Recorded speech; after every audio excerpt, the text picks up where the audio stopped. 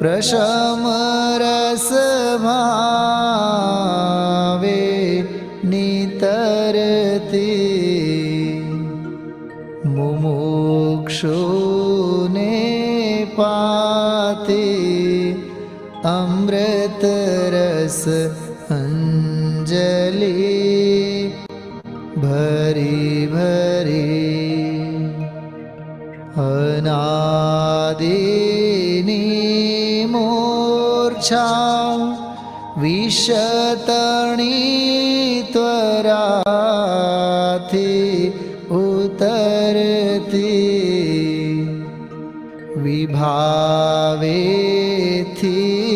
थंभी स्वरूप भळी दौड़े परिणति तू छे निश्चय ग्रंथ भंग सगळा आपको अमेरिका बना सकती है तो कैसे इन्वेस्ट करें और किसने करें आप जानते हैं कि किस तरीके से आपके घर तू प्रज्ञा छीणी ज्ञान ने उदयनी संधि सहु छेदवा साथी साधकनो तो भानो जगनो संदेश महावीरनो विसामो भवक्लांतना हृदयनो तू पंथ मुक्ति तरणो गुणे तने रसनि बंध शिथिल थाय जाने तने हृदय ज्ञानी तणा जणाय तू रुचतां जगतनी रुचियाळ से सो तू रिझता सकल ज्ञायक देव रीझे बनाओ पत्र कुंदनना रत्नोना अक्षरो लखी तथापि कुंद सूत्रोना अंकाए मूल्यना कदी इंडिया के टॉप 10 क्रिकेटर्स जिनके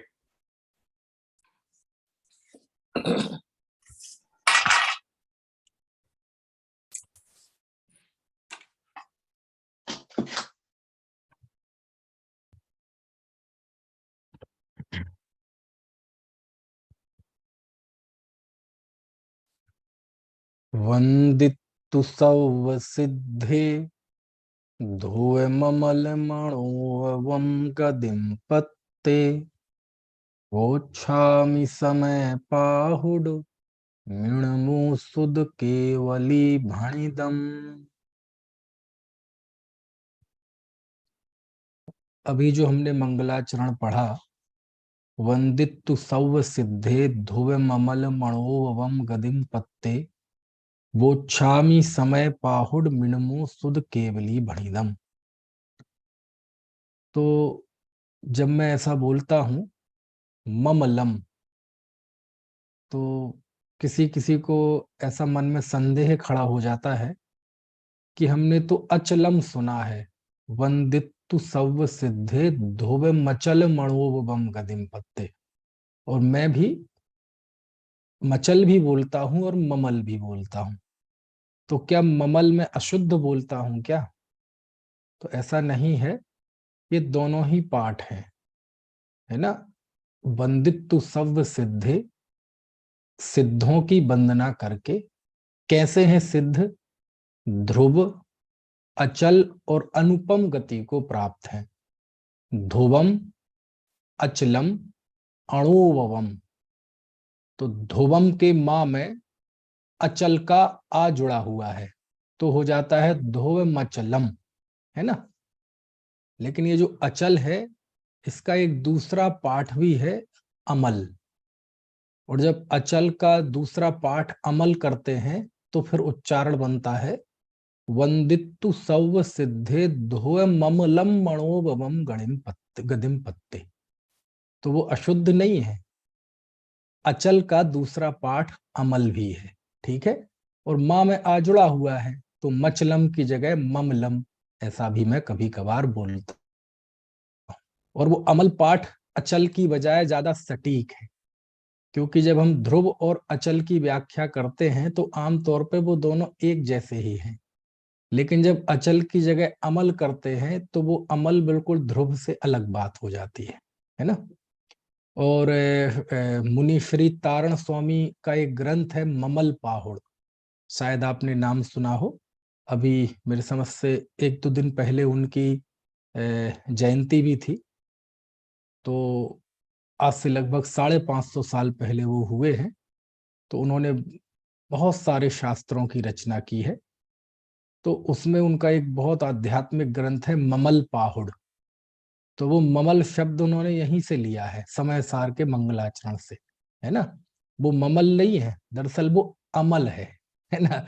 लेकिन अब वो माँ से, माँ में आ जुड़ा हुआ है ना, संधि, है ना, इसलिए। चलो, तो ये आज मुझे बताने का भाव आया, है ना। फिर से हम अपने विषय पर आते हैं। सामने ग्रंथाधिराज समय सार विराजमान है और इसके कर्ता कर्म के प्रसंग पर हमारी बात चल रही है।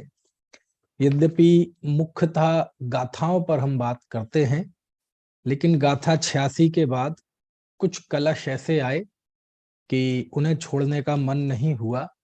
तो हमने कल 3 कलश पढ़े थे। यह परिणमति सा कर्ता, यह परिणामो भवेत् तु तत्कर्म।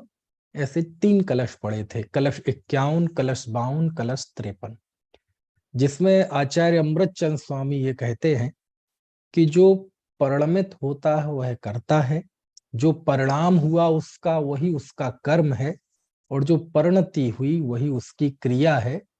और ये वस्तु से भिन्न नहीं है, बल्कि वस्तु से अभिन्न है। एक ही परिणमित होता है सदा, एक ही परिणाम उत्पन्न करता है, और एक की ही परिणति होती है।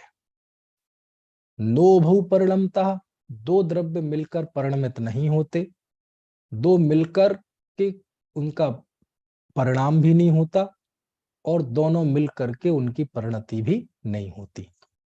क्यों? वे अनेक हैं और हमेशा अनेक ही रहते हैं, यानी पृथक पृथक रहते हैं। इस तरह से ये 3 कलशों में आचार्य ने ये बात कही थी। एक कलश पढ़ना रह गया, उसे भी पढ़ते हैं।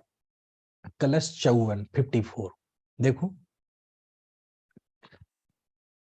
नैकस्य हि कर्तारौ द्वौस्तो द्वे कर्मणि न चैकस्य, नैकस्य च क्रिये द्वे एकमनेकं यतो न स्यात्। एक बार फिर से पढ़ लेते हैं। नैकस्य हि कर्तारौ द्वौस्तो द्वे कर्मणि च न चैकस्य, नैकस्य च क्रिये द्वे एकमनेकं यतो न स्यात्। देखो, ना एकस्य ही कर्तारौ द्वौ, क्या मतलब हुआ? एक के, ना एकस्य, एक के ही, है ना, एक द्रव्य के द्वौ कर्तारौ स्त न, एक द्रव्य के दो कर्ता नहीं होते। एकस्य ही द्वौ कर्तारौ न स्तः, एक द्रव्य के दो कर्ता नहीं होते। और द्वे कर्मणि न चैकस्य, और एक द्रव्य के दो कर्म नहीं होते। और नैकस्य च क्रिये द्वे, और एकस्व द्वे क्रिये न च, एक द्रव्य की दो क्रियाएं नहीं होती। ठीक है, यह तो क्योंकि एकम अनेकम न स्यात्, एक द्रव्य अनेक नहीं होता। कितने बढ़िया कलश हैं ये चारों, है ना, कि एक द्रव्य के दो कर्ता नहीं होते, नैकस्य ही कर्तारौ द्वैस्तः, द्वे कर्मणि न चैकस्य, और एक के दो कर्म भी नहीं होते। और नैकस्य च क्रिये द्वे, एक द्रव्य की दो क्रियाएं भी नहीं होती। यतः क्योंकि एकम अनेकम न स्यात्, क्योंकि एक द्रव्य अनेक नहीं होता, है ना। यानी सीधी बात है कि एक द्रव्य के दो कर्ता नहीं होते, एक द्रव्य के दो कर्म नहीं होते, एक क्षण में उसका एक ही कार्य होता है ना। तो यदि इन चारों कलशों की विषय वस्तु मिला दी जाए तो सीधी सी बात है कि द्रव्य अपने समय में अपने परिणाम का कर्ता ही है। समझ में आया ना, ही लगाया है, क्यों? क्योंकि वह दूसरे द्रव्य के परिणाम का कर्ता नहीं है, उसके परिणाम का दूसरा द्रव्य कर्ता नहीं है ना, और उस समय नहीं होने वाले परिणाम का भी वो खुद करता नहीं है। समझ में आया ना। तो प्रत्येक द्रव्य, है ना, प्रत्येक समय अपने परिणाम का ही करता है। समझ में आया। तो ये जो कर्ता कर्म अधिकार की मूल थीम है, ये चारों कलशों में, और ये कलश बहुत जबरदस्त है दरअसल, है ना। ये समझ लो जान है जैन दर्शन की, क्योंकि दो द्रव्यों में जो सामान्य निमित्त नैमित्तिक संबंध होता है, उसको उसको मानने में कोई बहुत बड़ी ट्रेनिंग की जरूरत नहीं है, बहुत अभ्यास की जरूरत नहीं है। क्यों नहीं है? क्योंकि ये तो जीव अनादि काल से उसमें कारण कार्यपने की कल्पना करता है। समझ में आए ना। कौन है दुनिया का, चलो जैन ना हो, अजैन ही सही, कौन नहीं मानता कि मैंने यह हाथ हिलाया, मैंने ये जुबान हिलाई? कौन नहीं मानता? सब मानते हैं, है ना। जीव को पुण्य पाप का कर्ता कौन नहीं मानता? सत असत कर्मों का कर्ता कौन नहीं मानता? इष्ट अनिष्ट मंगल अमंगल का कर्ता कौन नहीं मानता? तो दो द्रव्यों में जो निमित्त नैमित्तिक संबंध है, कारण कार्य संबंध कह लो, वो कारण कार्य संबंध को जानना वो अनादिकाल से जीव मानता ही है। इसके लिए किसी अभ्यास की, किसी ट्रेनिंग की जरूरत नहीं है, बिना सिखाए ही मानता है।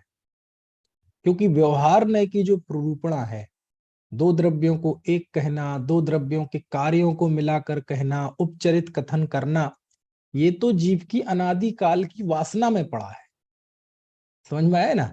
इसके लिए किसी ट्रेनिंग की जरूरत नहीं है, ये तो किसी अभ्यास की जरूरत नहीं है, ये तो जीव अपने आप ही मानता है, बिना सिखाए ही मानता है, बिना किसी गुरु के मानता है, बिना मंदिर जाए मानता है, बिना किसी के मोटिवेशन के मानता है, बिना किसी की सलाह के मानता है।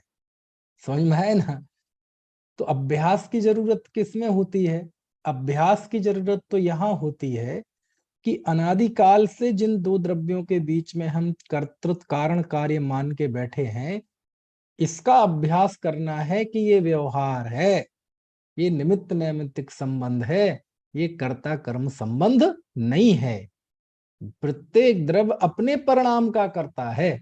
इस बात के लिए अभ्यास की जरूरत होती है, इसके लिए शिक्षा चाहिए, इसके लिए चिंतन चाहिए, इसके लिए तत्व विचार चाहिए, इसको बार बार घोलन चाहिए, इसका, है ना, क्या न चाहिए, घुटाई चाहिए, घुटाई है, घुटाई ही अभ्यास है। बाकी बाकी तो जीवन आदिकाल से मानता। उसके लिए किसी को ये समझाने की जरूरत है कि उसने तुम्हें गाली दी तो तुम्हें गुस्सा आया, मुझे इच्छा हुई तो मैंने बोला? ये तो जीव की अनादि वासना में पड़ा हुआ है, इसे क्या समझाना? ये समझाना तो ऐसे ही है, पापड़ तोड़ने जैसा काम है। समझ में आया ना, जिसमें कोई मेहनत नहीं है। और यदि कोई वक्ता इन्हीं बातों को लेके बैठ जाए तो उसके सामने तो कोई चुनौती है ही नहीं। वो कहे कि भैया सब एक दूसरे की मदद करो, मानवीय ख्याल रखो, सब एक साथ मिलकर रहो। अब ये कोई उपदेश दे वक्ता तो इसमें तो कोई मेहनत है ही नहीं, क्योंकि अनादिकाल से जीव मानता ही है। और हमने भी व्याख्यान में, हमने भी प्रतिपादन में उसे वो ही बता दिया। तो पहले ही वो अज्ञान में डूबा था, हमने और उसे ढकेल दिया। अब उसे एक मजबूत आधार और मिल गया कि हम तो एक दूसरे के सुख दुख का कर्ता मानते ही थे, हमारे गुरुजी ने और ने बता दिया कि यही करो। समझ में आया ना, तो मानो पावक में घी डाला। है, तो ये तो पापड़ तोड़ने जैसा काम है। और ये काम करना हो ना किसी को तो कोई चुनौती नहीं है। बोलो, यदि हम किसी से मानवीयता की बात करें, आपस में मिलके रहो, एक दूसरे की मदद करो, है ना, एक दूसरे के दुख सुख का ख्याल रखो, सबको दया करो, सबको दान दो, बोलो इसमें कोई प्रश्न खड़ा करेगा? कोई आके सामने हमारे प्रश्न खड़ा करेगा? नहीं, क्योंकि ये तो हमारी अनादिकालीन वासना में ये चीजें पड़ी हुई हैं। समझ में आया ना, कोई प्रश्न करने वाला नहीं है कि साहब दया की बात क्यों, मानवीयता की बात क्यों, एक दूसरे की मदद करने की बात क्यों, परहित सरस धर्म नहीं भाई, इसकी बात क्यों। तो इसके लिए कोई मेहनत नहीं करनी। ये काम तो ऐसा है कि शराबियों की बस्ती में आप शराब बेच के आ जाओ तो जन समर्थन तो मिलना ही है, तालियां तो मिलनी ही है, भीड़ तो मिलनी ही है। समझ में आया ना। तो अनादिकालीन व्यक्ति जिस व्यवहार मूलता में डूबा हुआ है, जिस व्यवहार को वो परमार्थ की शक्ल मान के उसमें डूबा हुआ है, यदि उसे बुद्धि मिले, समझ मिले, है ना, देवशास्त्र गुरु का, है ना, संयोग मिले, और कदाचित कोई वक्ता उसको उसी में ही और फंसाए रहे जीवन भर, तो उसे तो अच्छा लगेगा, हमारे गुरु जी कितनी सरल सरल बातें बताते हैं, कभी कोई ऐसी बात ही नहीं आती कि हमें कोई बहुत ज्यादा सोचना पड़े। बहुत अच्छे हैं। बहुत अच्छे नहीं है, वो शत्रु है, वो दुश्मन है आपका। क्यों? वो दुश्मन इसलिए है क्योंकि अज्ञानता में ही तुम पैदा हुए थे, और वो जीव चाहता है तुम अज्ञान में ही मरो, तुम्हें कभी पारमार्थिक तत्व का उपदेश दिया ही ना जाए। समझ में आया ना। कहने का आशय ये है कि भैया ये तो कुंद कुंद देव, अमृत चंद देव जैसे महान संत ये रिस्क उठाते हैं, वो ये जोखिम उठाते हैं, और इस जोखिम में उनकी अपार करुणा है। अपार करुणा का भाव है, अपार करुणा का भाव है कि शराबियों की बस्ती में जाकर ताल ठोक कर कह रहे हैं कि शराब पीना बुरी बात है। समझ में आए ना। जो शराब को हाथ लगाता है वो मनुष्य नहीं है, वो बात करने लायक नहीं है, वो पापी है। बोलो मिलेगा जन समर्थन? समझ में आया ना। शराबियों की बस्ती में शराब बांट के जन समर्थन और तालियां बटोरना तो बड़ा आसान काम है। ये काम कुंद कुंद देव, अमृत चंद जैसे संत भी कर सकते थे, लेकिन उन्होंने वो रास्ता नहीं चुना, सरल मृदुल सहज, ये रास्ता नहीं चुना। उन्होंने वो लड़े किसके विरुद्ध? उस अनादिकालीन अज्ञानता के विरुद्ध। जीव के अंदर जो अनादिकाल की कर्तृत्व की वासना बैठी है उसके खिलाफ वो लड़ रहे हैं। नहीं तो कौन कहे ये बात कि जो परिणमित होता है वह करता है, जो परिणाम होता है वह कर्म है, जो परिणति होती है वो क्रिया है। दो द्रव्य मिलकर एक परिणाम नहीं करते, दो द्रव्यों का एक परिणाम नहीं होता, दो द्रव्य मिलकर परिणमन नहीं करते, दो द्रव्यों की मिलकर कोई एक परिणति नहीं होती। एक द्रव्य दो का कर्ता नहीं है, एक द्रव्य की दो क्रियाएं नहीं होती। ये पारमार्थिक बात कहे कौन? क्यों? क्योंकि ये सारी बातें तो उस अनादिकालीन कर्तृत्व की मान्यता के विरुद्ध पड़ती हैं, उस शराबी की शराब की आदत के विरुद्ध पड़ती हैं। समझ में आया ना। है, तो ये व्यवहार का उपदेश, दया दान भक्ति का उपदेश, मदद करो दूसरों की दया, ये उपदेश तो इतना सरल है कि बिल्कुल इसमें तो कुछ है ही नहीं। तो पापड़ तोड़ने जैसा काम है। पहाड़ काटने का काम तो ये हमारे संत कर रहे हैं, ये अमृत चंद देव जैसे, कुंद कुंद देव जैसे संत कर रहे हैं पहाड़ काटने का काम। समझ में आए ना। है, आप इसको ऐसे समझो, आपको गंगा नदी गंगोत्री से निकलती है, ठीक है, और निकलकर वो बंगाल की खाड़ी में जाकर गिर जाती है। किसी को चिंता करनी पड़ती है, किसी प्राइम मिनिस्टर को, चीफ मिनिस्टर को, है, या जहां जहां से निकलती है उस जिले के डीएम को, है ना, कलेक्टर को, संभाग के कमिश्नर को, या वो जो जल मंत्री होता है, जल संसाधन मंत्री, उसको, या नमामि गंगे वालों को चिंता करनी पड़ती है। क्या गंगोत्री से जो पानी निकला है देखें तो वो बंगाल की खाड़ी में गिरा कि नहीं, करनी पड़ती है चिंता। हम सोते रहते हैं, अपने काम करते रहते हैं, और वो गंगोत्री का पानी आराम से कल कल कल कल करते हुए जाके बंगाल की खाड़ी में गिर जाता है। किसी को कोई चिंता नहीं होती, किसी की नींद खराब नहीं होती, किसी की चाय की चुस्कियां कम नहीं होती, किसी का व्हाट्सएप फेसबुक कुछ कम नहीं होता, उसके जीवन में, किसी के जीवन में कोई दखल होने वाली नहीं। सरल काम है। व्यवहार का उपदेश देना, कर्तावाद का उपदेश देना, है ना, ये काम इतना ही सरल है, इसमें कोई चुनौती नहीं है। ये तो व्यक्ति की अनादिकालीन वासना में पड़ा है व्यवहार मूर्तपना, तो व्यवहार की मूर्ता तो एक द्रव्य दूसरे द्रव्य का करता है, जीव दूसरे से सुखी दुखी हुए, है ना, वह किसी को सुखी दुखी करता है, ये तो उसकी वासना में पड़ा हुआ है। समझ में आया ना। अब इससे उल्टा, एक बंगाल की खाड़ी से एक लोटा पानी, ज्यादा नहीं, केवल एक लोटा पानी वहां से लेकर गंगोत्री ले जाना हो तो कितना कठिन काम है। क्या कहा, गंगोत्री से लाखों करोड़ों गैलन पानी निकलकर आराम से बंगाल की खाड़ी तक का सफर करता है, किसी को चिंता नहीं होती। लेकिन लाखों गैलन नहीं, लाखों बाल्टी नहीं, एक बाल्टी नहीं, एक लोटा पानी बंगाल की खाड़ी से वहां ले जाना हो गंगोत्री, तो कितना कठिन काम है। ये आचार्य ऐसा ही काम कर रहे हैं, समझ में है ना। है, इसलिए ये बातें अद्भुत लगती हैं, इसलिए ये बातें चौंकाने वाली लगती हैं। वो कहते भैया, एक जीव स्वयं का भी कार्य करे और पुद्गल का भी कार्य करे, संभव नहीं है। पुद्गल अपना भी कार्य करे, मेरा भी कार्य करे, संभव नहीं है। मुझे क्रोध आया और मैं दुखी हुआ, और मैं अपने क्रोध से किसी दूसरे को दुखी कर दूं, संभव नहीं है। दूसरे को सुखी कर दूं, संभव नहीं है। मान लीजिए मुझे चिन्हवाणी के ज्ञान से आनंद आया, और मैं सोचूं कि मैं क्लास के द्वारा पढ़ाकर आपको आनंदित कर दूं, संभव नहीं है। तो फिर क्लास लेते क्यों हो? ये पागलपन है। पागलपन है मतलब, भले ही प्रशस्त पागलपन कह लो, इससे पुण्य बंधे, वो भी अच्छे भाव से करो। लोकेशणा के भाव से करो तो वो भी नहीं बनेगा, पाप बनेगा।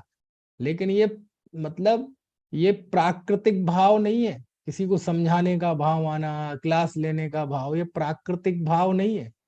क्यों? क्योंकि इस भाव के मूल में क्या भाव काम कर रहा है कि सब सीखें, सब पढ़ें। लेकिन यदि वस्तुतः देखा जाए तो क्या इस भाव की पूर्ति हो सकती है? अनंत तीर्थंकर पहले हो चुके हैं और सबने दर्शन विशुद्धि भावना भाई थी। क्या कहा, मार्मिक बात है। अनंत तीर्थंकर पहले हो चुके हैं, सबने दर्शन विशुद्धि भावना भाई थी। और दर्शन विशुद्धि भावना का स्वरूप क्या है? सभी जीव सुखी रहें, सबका कल्याण हो। अनंतो तीर्थंकर हो गए, लेकिन सबके कल्याण की भावना करते करते सब मोक्ष चले गए, लेकिन अनंतो जीव संसार में ही। समझ में आया ना। 6 महीने 8 समय में 608 ही जाते, 607 नहीं, 609 नहीं। जब 20 तीर्थंकर हैं आज की तारीख में, तब भी 608 ही जाते हैं। और किसी जमाने में एक अजितनाथ भगवान के काल में बताते 170 तीर्थंकर ढाई द्वीप में थे, तो 609 जाने लगे होंगे। क्यों जी विनीत जी भाई साहब? 608 ही जाते थे। समझ में आया ना। है, तो कोई सोचे कि मैं आनंदित हूं तो मैं अपने इससे दूसरे को भी आनंदित कर दूं, दूसरे को भी ज्ञान दे दूं, ये सब अनादि काल के मिथ्यात्व के संस्कार हैं, है ना। सहज भाव आना अलग बात है, लेकिन उसको पारमार्थिक सत्य मानना, ये मिथ्यात्व की निशानी है। कौन किसको समझाए, कौन किसे समझे, कौन किसी को दुखी करे, कौन किसी को सुखी करे, है। कितनी बढ़िया है। कलश देखो तो, एक वस्तु दो का कर्ता नहीं होती, समझ में आया ना। एक वस्तु दो कर्म को नहीं करती, एक वस्तु की दो क्रियाएं नहीं होती कि वो स्वयं की भी करे दूसरे की भी करे, संभव नहीं है। ये तो मालूम क्या होता है, व्यक्ति को भ्रम होता है कि मैं, कोई किसी को सुखी करता है, मुझे उसने सुखी कर दिया, मुझे उसने दुखी कर दिया। आपने कुत्ता देखा है? कुत्ता, एक कुत्ता शीशे के सामने आ गया गलती से, अब वो कुत्ता, उसके सामने शीशे में उसको अपना प्रतिबिंब दिखता है कि नहीं। अब कुत्ते की ये फितरत है कि वो, एक कुत्ता भौंक रहा हो तो दूसरा कुत्ता बर्दाश्त नहीं कर सकता। ये उसका कुल धर्म है, ये जाति धर्म है ये उसका पर्याय का सत्य है, पर्याय का स्वभाव है। वो दूसरे कुत्ते को बर्दाश्त नहीं करेगा, उसके भौंकने को तो बिल्कुल नहीं करेगा। अब ये भौंक रहा है, अब ये भौंकता है तो वो शीशे में उसका प्रतिबिंब दिखाई दे रहा है, वो भी भौंकेगा। तो उसे सोचता है अच्छा तू भौंक रहा है, तो उसे देख कर ये भौंकता है और तेज भौंकने लगता है, इसको देखकर वो भी बहुत तेज भौंकने लगता है। आपको बात में, कोई दो कुत्ते हैं क्या?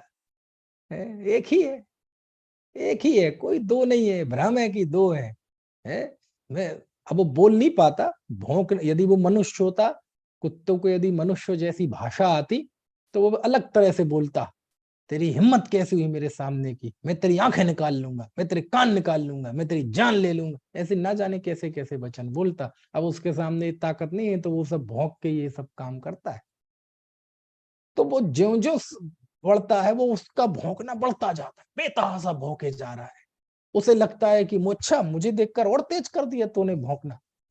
अब बताओ उसका इलाज क्या है? वहां है कोई दो कुत्ते? कोई नहीं है, भ्रम है बस। ऐसे ही हर एक व्यक्ति को ये भ्रम होता है कि कोई मुझे सुखी कर देता है, कोई मुझे दुखी कर देता है, मैं किसी को सुखी करता हूं, मैं किसी को दुखी करता हूं, कुछ नहीं। जो जीव जहां है वह अपने अज्ञान रूप परिणमन करता हुआ दुखी होता है, कषाय रूप परिणमन करता हुआ दुखी होता है, और उसका कर्ता वह स्वयं है, दूसरा कोई कर्ता नहीं है। हम जब किसी पे क्रोध करते हैं तो क्रोध, क्रोध मतलब क्या? दूसरे की गलती की सजा खुद को देना, इसका नाम क्रोध है। समझ में आया ना है? बहुत बातें हैं भैया, मुझे तो बहुत बहुमान से भर जाते हैं जब ये गाथाएं कलश पढ़ते हैं, कि देखो कितना कितना कठिन काम, कितना कठिन भाव है आचार्य का, है भाव बड़ा कठिन है। कठिन मतलब लौकिक उसमें कि भाई कौन कौन समझेगा ये बात, कैसे समझे, किसी को कैसे बताएं कि जीव किसी को सुखी दुखी नहीं कर सकता, जीव पुद्गल कर्म का करता नहीं है ना। तो अनादि काल से तो एक द्रव्य दूसरे द्रव्य के बीच में कर्ता कर्म के संस्कार हैं ही, लेकिन कदाचित वह धर्म में आता है तो सिद्धांत पढ़ता है, तो सिद्धांत में भी कर्म नो कर्म का कर्ता गुण स्थान आदि बताए जाते हैं। अब वो नए विवक्षा न समझे, कथन की शैली न समझे, तो उस कर्म सिद्धांत के द्वारा भी वह अपनी अनादिकालीन पर्याय मूर्ता को पुष्ट करता है, कर्तापन को पुष्ट कर लेता है। और यदि नए परिपाटी समझ जाए आचार्य, देखो सिद्धांत कैसे पढ़ना ये भी कुंद कुंद देव यहाँ समय सार में बताते हैं कि भैया जो कर्म नो कर्म का कर्ता कहा जाता है वह व्यवहार न है। आगम में जो तुम पढ़कर आए हो और जो मेरे सामने प्रश्न खड़े कर रहे हो वो व्यवहार न है, और मैं जो बता रहा हूं ये निश्चय न है, वो संयोग का कथन है, ये स्वभाव का कथन है। तो यदि नए दृष्टि ना हो, अपेक्षा का ज्ञान ना हो, तो वह आगम पढ़ता है तो आगम के द्वारा भी काय का पोषण करता है, कर्तृत्व का पोषण करता है, मिथ्यात्व का पोषण करता है। बोलो आप, समझ में आए ना। इसलिए तो लिखा है माइल्य धवल ने द्रव्य स्वभाव प्रकाशक नए चक्र में, बहुत गजब की बात लिखी उसमें। उन्होंने लिखा, जेण दिट्ठी विहीणा ताणना बत्थु सहाव उपलब्धि, बत्थु सहाव विहीणा सम्मा दिट्ठी कहम होंती। क्या अर्थ है इस गाथा का? जेण दिट्ठी विहीणा, जो नए दृष्टि से रहित हैं, ताणना बत्थु सहाव उपलब्धि, उन्हें वस्तु के स्वभाव की उपलब्धि नहीं होती।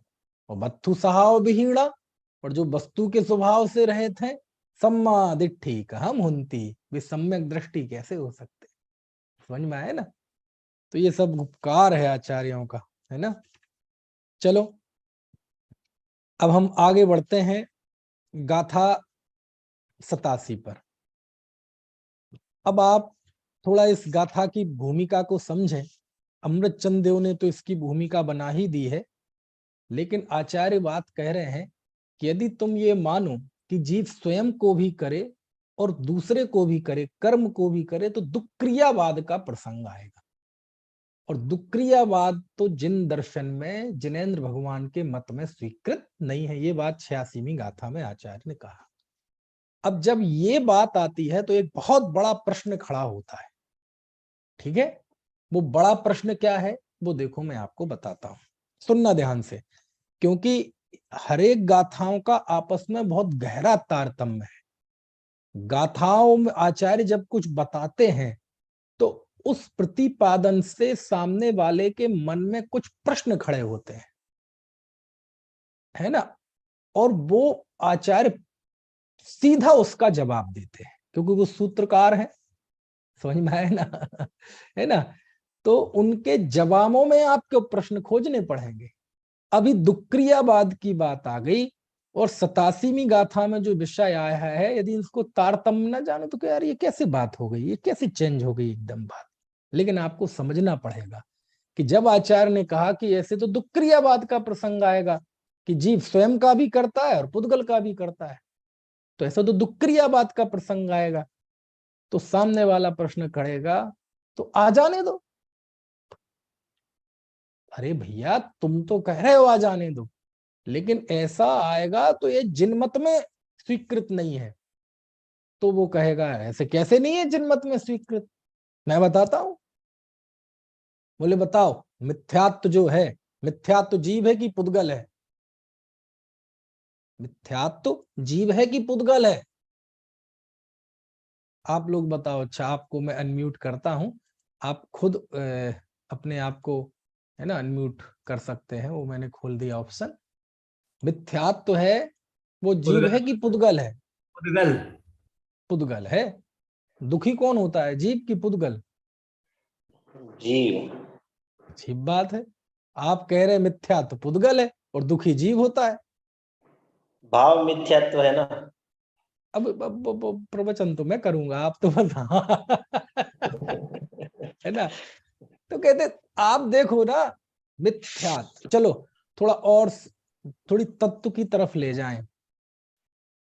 आपने 9 तत्वों के नाम सुने अभी 13वीं गाथा में, तत्वार सूत्र में सुने, जीव अजीव आश्रव वन सम्मरण जरा मोक्ष।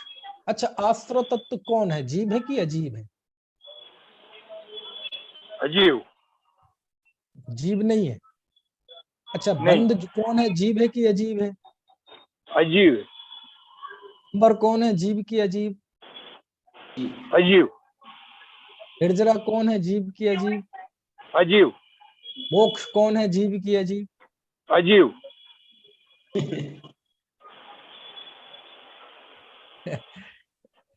अरे भैया, आश्रव जीव भी है अजीब भी है, मूल तत्व 2 ही हैं, जीव और अजीब। बाकी जो 7 निर्मित हुए वो जीव और अजीविकी से ना संयोग वियोग जनित पर्याय है। आश्रव और बंध जीव अजीव की संयोग जनित पर्याय है। संबर निर्जरा है और मोक्ष उसकी, है ना, क्रमशः तारतम्यता से वियोग जनित अवस्थाएं हैं, है ना। आश्रव में आश्रव अकेला पुद्गल होता, वो आश्रव दुखकारी नहीं होता। बंध यदि पुद्गल अकेला होता तो वह दुखकारी नहीं होता, फिर मोक्ष भी नहीं होता। समझ में आया ना। तो ये बाकी जो तत्व हैं ये जीव अजीव के ही विशेष हैं। प्रश्न खड़ा होता है कि आश्रव में, आश्रव तत्व देखो जीव अजीव तो मिलकर ही बना है, और आप कह रहे 2 मिलकर एक नहीं होते। बंध तत्व दो जीव और पुद्गल मिलकर ही बना है, और आप कह रहे उस विवक्षा से आश्रव को अजीब कहा है। क्योंकि वो ऐसा बोलते हैं कि माइक बंद कर दे अपना सभी। ना। चलो अब हमारा सुन लीजिए इन गाथाओं का तारतम्य, कि बोले यदि बंध है तो बंध में 2, जैसे हम कहें बंधन, तो बंध में दो चीजें तो चाहिए ना कम से कम। अकेले का बंध हो सकता है कभी? अकेले की शादी हो सकती है? शादी के लिए कम से कम दो जीव चाहिए भैया, एक लड़का एक लड़की, दो तो चाहिए ना। अकेला शादी कर सकता है? नहीं कर सकता। समझ में है ना? अकेला ब्रह्मचारी रह सकता है? शादी तो दो की होगी, एक की नहीं होती। कभी कभार ऐसे डायलॉग हो जाते हैं। एक बार बस में जा रहा था मैं, तो दो लोग बगल में एक ही गांव के बैठे थे। तो वो आपस में बात करते हैं कि यार इस बार लड़कियों की शादी ज्यादा हुई। तो हम सुन रहे थे। मैंने कहा क्या बात कर रहे हैं, लड़कियों की शादी ज्यादा हुई? तो ये गधों से हुई क्या? है? तो उनका कहने का मतलब ये था, उनके गांव में लड़कियों की शादी ज्यादा हुई। वो लड़कियों की शादी ज्यादा हुई, अरे जितनी लड़कियों की शादी हुई उतने लड़कों की शादी हुई, है ना? खैर, तो बंधन में दो तो चाहिए ना। बंध तत्व में अकेला पुद्गल से बंधन बन सकता है, अकेला जीव से बंधन हो सकता है। बंधन में कम से कम दो वस्तुएं चाहिए, और बंध तत्व है तो दो चीजें हैं कि नहीं है? तो बंध का कारण क्या है? मिथ्यात्व, अविरति, कषाय, ये बंध के कारण है। तो हम सिद्धांत में जब जाते हैं तो वो दिख रहा है कि दो द्रव्य मिलकर एक कार्य कर रहे हैं। बंध दो द्रव्यों का कार्य है, मिथ्यात्व भी दो द्रव्य हैं उसमें। मिथ्यात्व नाम का परिणाम और मिथ्यात्व नाम का कर्म, ऐसा प्रश्न खड़ा होता है। समझ में आया ना? आश्रव भी दो हैं, है ना? आना, तो आएगा तो एक होगा और कहीं ना कहीं आएगा। जब कोई आता है तो दो चीजों की सत्ता सिद्ध होती है, एक आने वाले की और दूसरा वो स्थान जहां वो आया। तो आश्रव मतलब आना, स्त्रव, स्त्रव मतलब कहते हैं है रक्तास्त्रव, रक्त का आना, रक्त का है ना बहना। तो आश्रव, तो उसमें दो की सत्ता सिद्ध हो गई ना, कि ये सब तत्व दो मिलकर बने हुए। और आप कह रहे दो मिलकर एक नहीं होता, दो मिलकर एक परिणाम नहीं होते। ए। समझ गए आप प्रश्न मेरा? तो आचार्य जब कहते हैं कि ऐसे तो दुक्रियावाद का प्रसंग आ जाएगा, कहते आ जाने दो। तो कहते भैया जिनेंद्र देव के मत में सम्मत नहीं है। बोले और जिनेंद्र देव ने सिद्धांत बताए, तत्व व्यवस्था बताई है, जिनेंद्र देव की बताई हुई नहीं है। ये प्रश्न है। प्रश्न समझ गए आप? प्रश्न की गंभीरता, ये प्रश्न है। समझ में आया ना? अब इसका जवाब आचार्य अगली गाथा में देते हैं। आचार्य को पता है कि जब मैं ये बात कहूंगा तो सामने के बाले के पेट में किस तरह का दर्द होगा।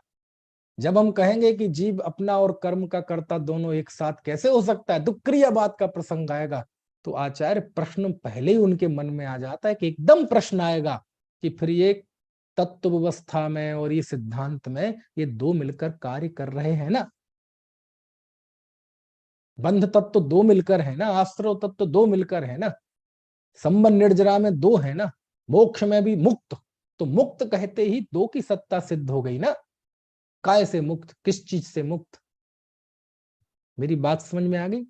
तो इस तरह के प्रश्न खड़े होते हैं। कषाय, बोले कषाय क्या है? बोले जीव है अकेला। तो जीव है तो स्वभाव हो जाएगा फिर तो वो। कषाय यदि जीव अकेला है तो फिर तो स्वभाव हो जाएगा, वो फिर वो तो स्वाभाविक भाव हो जाएगा। और कषाय यदि अजीव है तो जीव को दुख क्यों होता है? मिथ्यात्व यदि जीव अकेला है तो फिर तो मिथ्यात्व स्वभाव भाव हो जाएगा, क्योंकि स्वभाव कहते ही उसे हैं कि जिसे होने में किसी पर के निमित्त की जरूरत ना हो। और यदि वो कर्म का है तो मिथ्यात्व से दुखी क्यों होता है जीव? प्रश्न समझ में आ रहे हैं मेरे कि नहीं? ये प्रश्न है आचार्य देव के सामने। तो उसका जवाब अब आचार्य आगे की गाथाओं में देते हैं। दुक्रियावाद का ही प्रसंग चल रहा है। अभी आचार्य ने दो गाथाओं में ये प्रश्न उपस्थित किया कि भैया दुक्रियावादी होना है क्या? इससे सिद्ध हो गया कि जीव पुद्गल और अपना दोनों का एक साथ करता नहीं हो सकता। जीव तो अपना ही करता है और कर्म का पुद्गल करता है।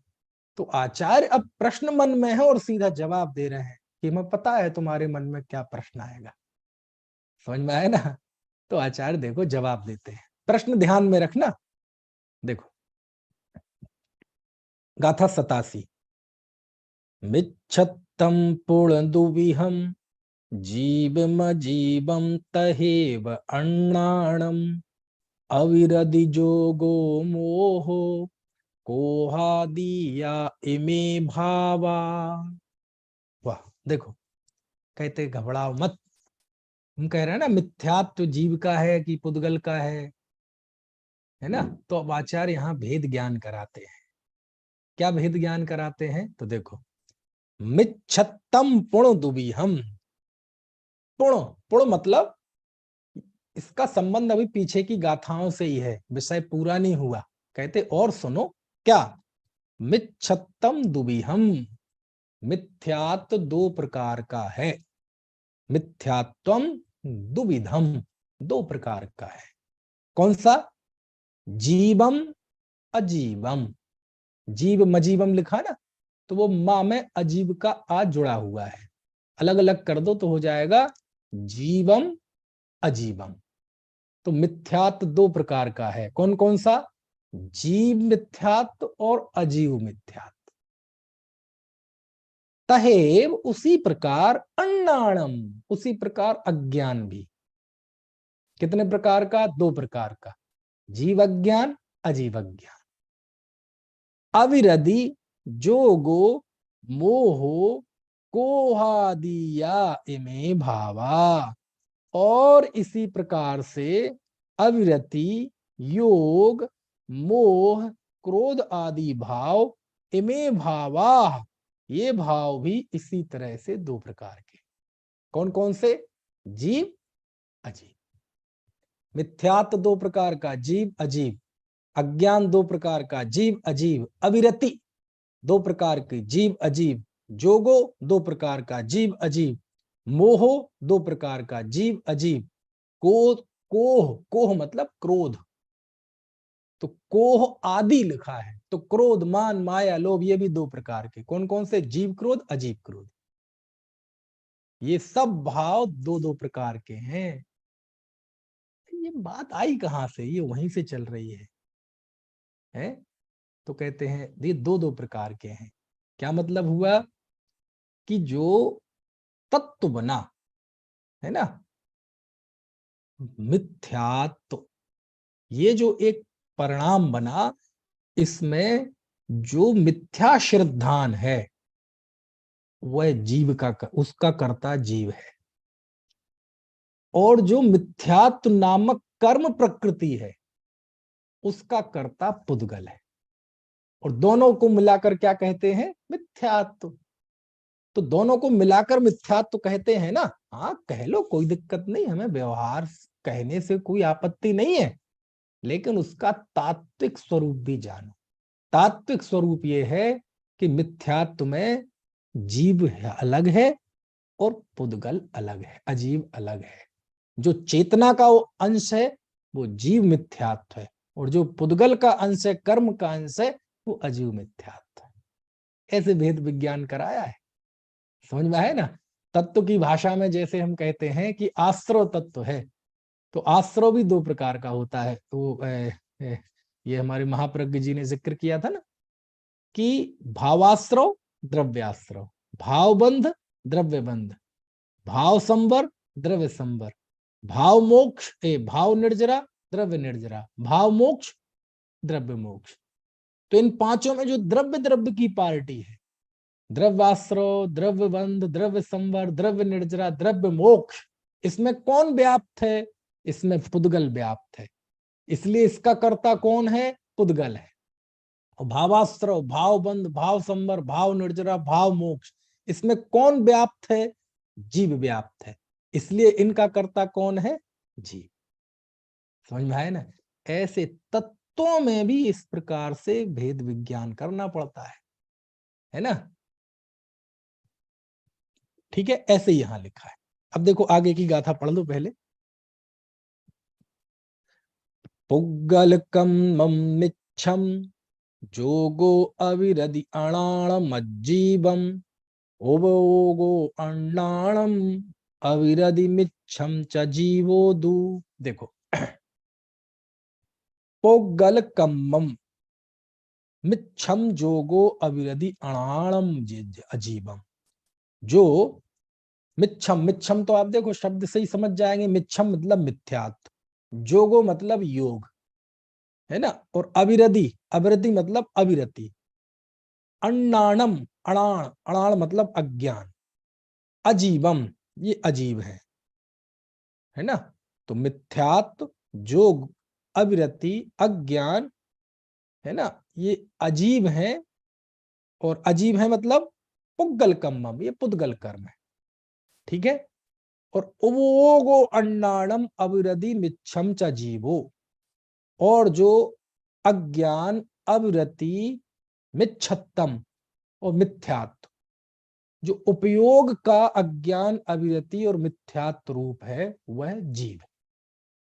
समझ में आया? अब यहाँ उपयोग मतलब वहां मत चले जाना, शुद्ध द्रव्य सहज जानना, सहज देखना, वहां मत जाना अभी, ये अशुद्ध उपयोग की बात है। समझ में आया ना? तो उपयोग जो 3 प्रकार से है ना, जो अज्ञान, अविरति और मिथ्यात्व, ठीक है, उपयोग रूप वो है तो जीव है, और वो पुद्गल है। तो देखो भेद विज्ञान कर दिया है ना, कि एक में भी आपको जो मिलकर एक दिखाई दे रहा है वो भी एक नहीं है, वो भी 2 है। समझ में? क्रोध नाम की दुनिया में चीजें एक नहीं है, 2 है। एक क्रोध जीव का उपयोग का परिणाम, मतलब जीव का भाव, और दूसरा क्रोध नामक प्रकृति। जीव किसका नाश करता है? अपने क्रोध परिणाम का नाश करता है, और उसके निमित्त से क्रोध प्रकृति का नाश होता है। तो क्रोध परिणाम में और क्रोध प्रकृति में ऐसा निमित्त नैमित्तिक संबंध है। कर्ता कर्म संबंध तो क्रोध भाव के साथ जीव का है, और क्रोध नाम की प्रकृति के साथ कर्म का है, पुद्गल का है। ऐसा ये दुक्रियावाद के सामने जो प्रश्न खड़ा होता है उसके जवाब आचार्य दे रहे हैं। समझ में आया ना? अब आपको इस तरह की चर्चा बहुत दुर्लभ है मिलना, कि आचार्य मिथ्यात्व के 2 भेद करते हैं, जीव मिथ्यात्व, अजीव मिथ्यात्व। बोले ये कहीं सुने ही नहीं आगम में। अज्ञान के भी 2 भेद, जीव अज्ञान, अजीव अज्ञान। योग के भी 2 भेद, जीव योग, अजीव योग। हम तो सोचते थे योग मन वचन काय पुद्गल की पर्याय है, लेकिन जीव में भी योग होता है। योग जीव का गुण है, मन वचन काय पे तो आरोप आता है। समझ में आया ना? है आत्मा का जो परिस्पंदन रूप है ना, ये है योग, वो जीव की अवस्था है। और मन वचन काय की प्रवृत्ति होती है, वो कर्म की, पुद्गल की अवस्था है। वो पुद्गल योग है और ये जीव योग है। अब सोचो योग भी जीव है। तो ये आचार्य ने इस तरह भेद विज्ञान, अब ये समय सार में ही मिलेगा। आप कहीं जाएंगे और दिया लेकर ढूंढेंगे तो बहुत मुश्किल है मिलना। मिथ्यात्व 2 प्रकार का, असंयम 2 प्रकार का, योग 2 प्रकार का, क्रोध 2 प्रकार का, मान 2 प्रकार का, मायाचारी 2 प्रकार की, लोभ 2 प्रकार का, और आदि है। आदि में और जितने तुम्हें बंध के कारण लगते हो ना सांसारिक भाव, वो सारे सब 2 प्रकार के हैं।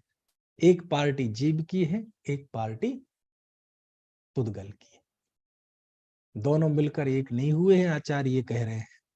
दोनों एक मिलकर परिणमन करते हुए तुम्हें दिखाई दे सकते हैं, व्यवहार से कह भी सकते हैं, लेकिन तत्व दृष्टि से देखा जाए, निश्चय से देखा जाए, तो दोनों साथ परिणमित होते हुए भी साथ साथ परिणमन नहीं हो रहा है।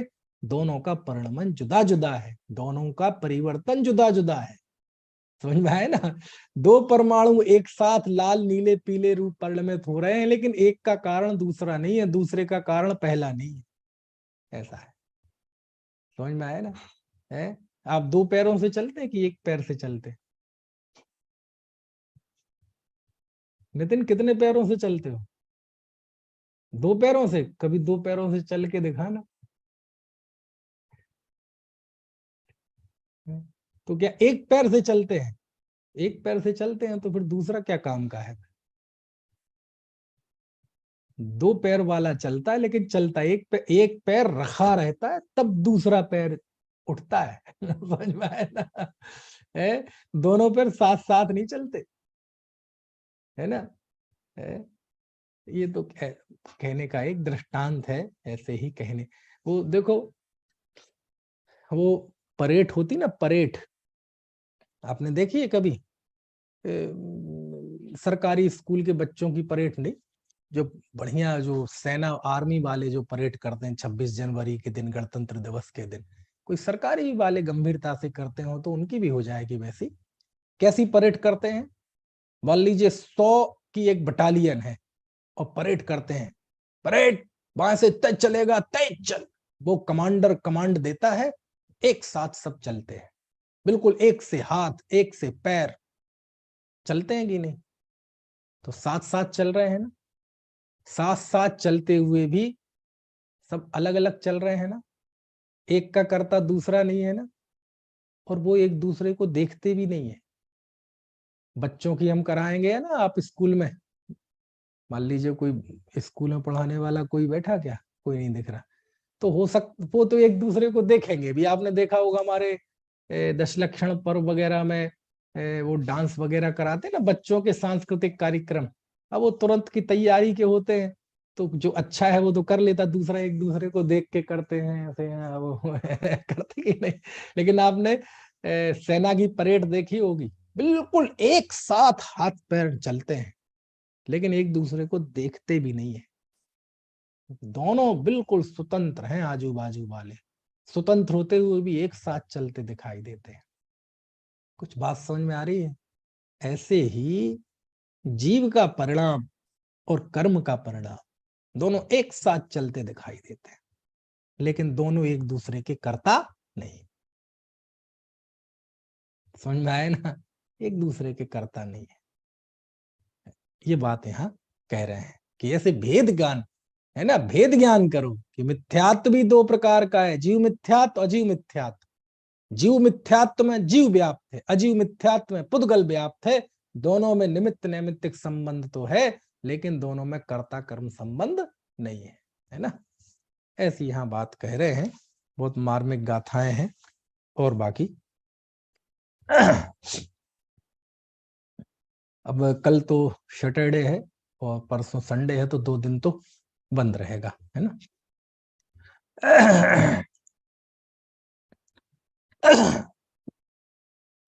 चलिए, अनंत धर्मणस्तत्वं पश्यन्ति प्रत्यगात्मनः अनेकांतमयी मूर्तिर्नित्यमेव प्रकाशिता।